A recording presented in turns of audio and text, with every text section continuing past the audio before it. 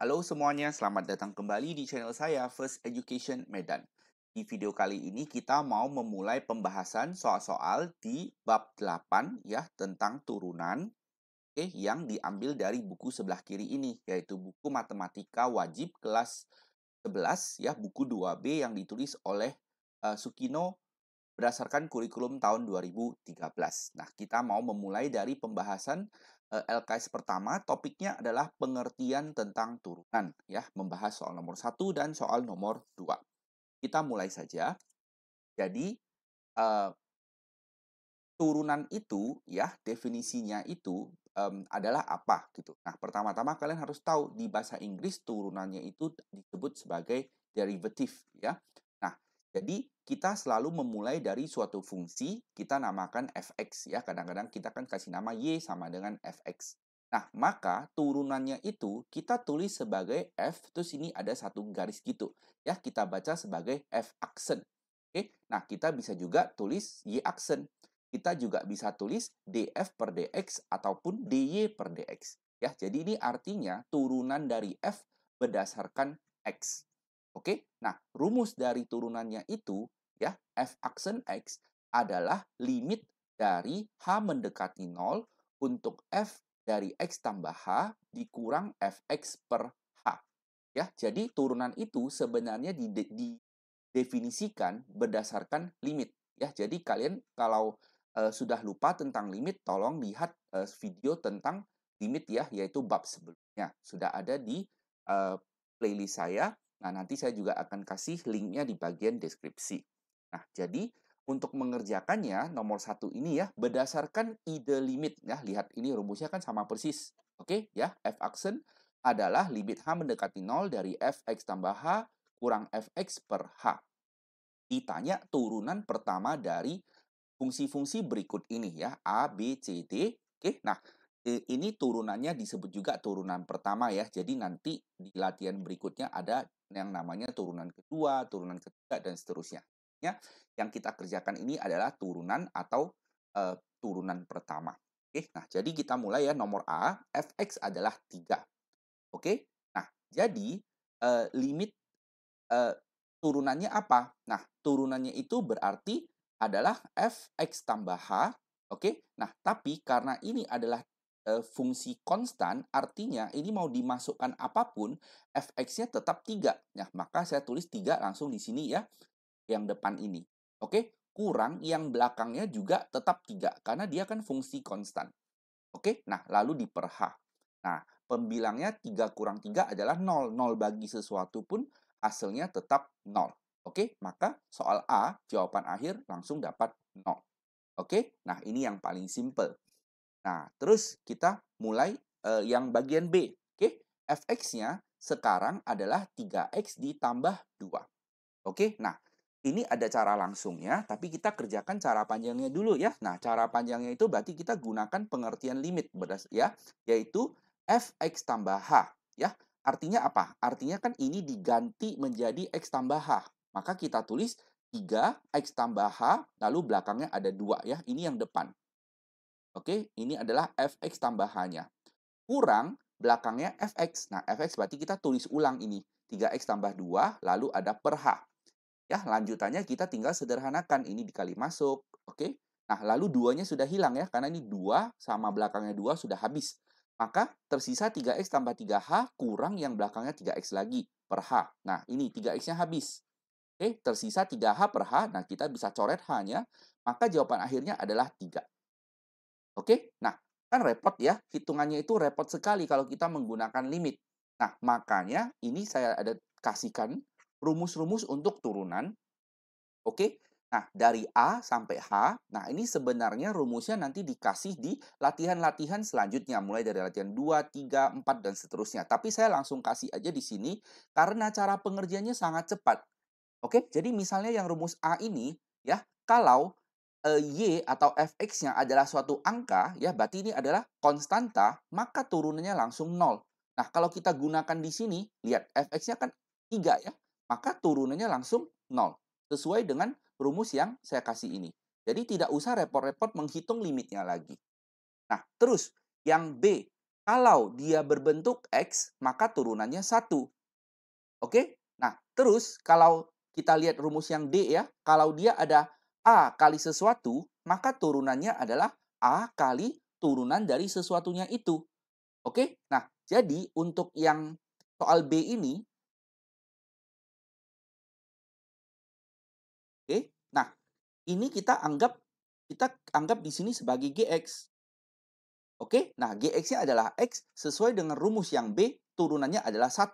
Jadi, kita bisa ini turunkan jadinya 1. Oke, dan tiganya ini langsung ikut aja. Jadi 3 kali 1. Sedangkan yang belakang ini 2 adalah angka. Jadi turunannya adalah 0. Jadi ini kita langsung tulis tambah 0. Oke, maka hasil akhirnya adalah 3. Nah, kalau kalian bisa langsung kayak seperti ini ya. 3x turunannya langsung 3, 2 turunannya adalah 0 dan kita jumlahkan saja, maka hasil akhirnya adalah 3. Ya, jadi kalian bisa lihat ya, cara kerjanya itu jauh lebih cepat daripada kalau kita menggunakan eh, cara limit. Oke? Nah, jadi untuk soal nomor C ya, fx adalah 3x kuadrat tambah 4. Oke, nah kalau kita gunakan cara langsung, oke, nah itu adalah bentuk yang C ini. Ya ada X pangkat N ya, jadi ini X pangkat N yaitu X pangkat 2. Maka kalau kita turunkan menjadi N kali X pangkat N kurang 1. Nah, jadi di sini N-nya kan 2 ya. Nah, jadi ketentuannya adalah 2-nya itu dipindah ke depan, ini. Nah, lalu pangkatnya yang 2 itu kita kurangin 1, makanya jadi 2 jadinya X pangkat 1. Nah, lalu 3-nya ini adalah A-nya. A-nya itu ikut aja, dia sebagai pengali. Jadi 3-nya di depan, kali, nah X kuadratnya diturunkan menjadi 2X pangkat 1. Nah, sedangkan yang belakang ini 4, 4 itu kan angka. Kita kalau turunkan jadi 0, sesuai dengan rumus yang A. Ya, jadi kalau ini kita sederhanakan menjadi 6X. Ya. Nah, langsung dapat jawabannya, lihat hanya 2 langkah ya. Nah, tapi kalau kita menggunakan cara panjang, artinya kita menggunakan cara limit, maka em, yang depan ini adalah F dari X tambah H ya. Artinya ini, saya hapus dulu ya, oke. Artinya X-nya ini kita ganti sebagai X tambah H. Jadi kita tulis 3X tambah H kuadrat tambah 4 kurang yang belakang ini adalah Fx. Jadi kita tulis ulang 3X kuadrat tambah 4. Jangan lupa ada per H-nya. Nah, lanjutannya adalah ini kita sederhanakan ya. Nah, 4-nya sudah habis. Oke, nah ini kita sederhanakan menjadi 3 kali buka kurung X kuadrat tambah 2XH tambah H kuadrat kurang yang belakangnya 3X kuadrat tetap. Oke, nah lalu ini tinggal dikali masuk. Nah, kalau ini dikali masuk, kalian kan lihat ya, ini 3X kuadrat sama yang belakang 3X kuadratnya akan habis. Maka nanti tersisa 6XH tambah 3H kuadrat. Per yang bawahnya tetap ada H. Oke, nah lalu eh, H-nya kita tarik keluar, ini sudah seperti bentuk limit yang biasa ya di bab sebelumnya. Jadi H-nya tarik keluar dan ini bisa dicoret H-nya. Nah, lalu kita tinggal masukkan saja H-nya 0, berarti yang belakang ini kita sudah abaikan ya. Jadi tersisa siapa? Tersisa 6X. Oke, jawaban akhirnya 6X dan kalian bandingkan dengan cara cepat tadi. Oke, nah tentu saja kelihatan bahwa cara langsung itu jauh lebih cepat. Ya. Nah, untuk yang D, oke, ini saya hapus dulu ya penulisannya supaya tidak mengganggu. Nah, untuk yang D, kalau cara cepatnya, oke, 3x kuadrat nanti jadinya 6x seperti tadi ini. 3x kuadrat kalau cara cepatnya jadi 6x. Nah, lalu yang 2x ini cara cepatnya jadi 2. Oke, nah yang belakang 1 itu udah habis jadi 0. Jadi cara cepatnya adalah hasil turunannya 6x tambah 2. Oke, nah kalau cara panjangnya, ini sudah saya tulis di sini ya, saya tidak jelaskan lagi. Pokoknya yang depan ini adalah yang depan ini adalah yang em, fx tambah h, sedangkan yang belakang ini adalah em, fx-nya ya. Lalu kalian sederhanakan saja, nanti dapat jawaban akhir 6x tambah 2 dan bandingkan coba. Oke, hasilnya sama saja kan? Oke, nah tapi karena tadi nomor 1 disuruh kerjakan pakai cara limit ya, saya harus kerjakan dan tunjukkan kepada kalian. Oke, soal nomor 1 selesai ya. Jadi intinya turunan itu sebenarnya adalah didefinisikan berdasarkan ketentuan limit. Nah, tapi nanti ada cara cepatnya ya. Nah, kita lanjut ke soal nomor 2. Ya, ini salah nomornya, harusnya nomor 2. Oke, nah rumus cepatnya sudah ada di sini. Nah, sekarang dia suruh buat yang seperti tadi nomor 1, berdasarkan cara limit lagi. Oke, nah jadi untuk yang A, Rx adalah 6x tambah 8. Saya kasih langsung cara cepatnya aja ya. Jadi 6x tambah 8, nanti turunannya langsung jadi 6. Karena X diturunkan jadi 1 ya, sedangkan 6-nya ikut aja. Yang belakang ini 8-nya kalau diturunkan angka diturunkan jadinya 0. Oke? Nah, jadi yang pertama R aksen X-nya adalah 6, terus disuruh hitung lagi R aksen 2 ya. Ini artinya R aksen 2, nah karena ini angka saja berarti R aksen 2 tetap 6. Oke? Nah, untuk yang B, X kuadrat kurang 3X, maka turunannya yang X kuadrat jadinya 2X, sedangkan minus 3X jadinya 3, ya, sesuai dengan rumus-rumus yang sudah saya kasih di sini. Oke? Nah, lalu soal mintanya R aksen 2 ya. Nah, jadi ini masukkan 2, 2 kali 2, 4, kurang 3 adalah 1. Nah, yang C, X pangkat 3, kalau diturunkan, maka 3-nya turun ke depan, lalu pangkatnya dikurangi 1, jadinya 3X kuadrat. Nah, 5X diturunkan jadi 5, karena X-nya kan jadi 1. Oke, nah lalu kita hitung lagi R aksen 2, jadi 3 kali 2 kuadrat, 3 kali 4 ya, 12 tambah 5 adalah 17. Oke, nah yang ini pun sama, turunannya 5x kuadrat jadi 10x, 9x jadi 9. 10-nya habis, oke. Nah, ini masukin 2, nanti jadinya 29.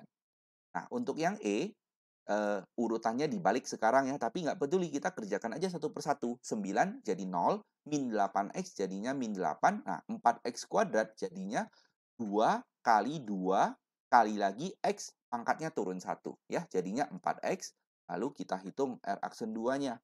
Oke, ini masukkan 2 jadinya 8, kurang 8 adalah 0. Nah, yang terakhir, ini 2x pangkat 3, nanti jadinya 2 kali 3 kali x di pangkat 2. Ya, pangkatnya turun 1 dan ternyata ini salah, harusnya 6. 6x kuadrat, nah min 5x jadinya min 5, 8-nya habis, masukin 2, 6 kali 4, 24 kurang 15 adalah 19. Oke? Nah, jadi, demikianlah pembahasan soal-soal di LKS 1 ini ya, sampai dengan soal nomor 2. Oke, jadi, intinya adalah limit itu turunan itu sebenarnya adalah, didefinisikan berdasarkan limit, tapi cara kerjanya super panjang. Nah, jadi nanti ada rumus-rumus yang bisa kita gunakan supaya langkahnya menjadi tinggal lihat, hanya satu baris saja jawabannya. Oke? Nah, untuk cara limitnya, soal nomor 2 ini saya tidak buat ya. Kalian silakan buat sendiri, cocokkan saja dengan jawaban yang saya kasih ini. Oke? Nah, jawabannya pasti sama. Ya, jadi demikianlah pembahasannya. Semoga penjelasannya jelas. Kalau ada yang kurang jelas, tuliskan saja pertanyaan kalian di bagian komentar, akan saya jawab secepatnya. Ingat untuk selalu belajar dan banyak berlatih, maka kalian pasti bisa.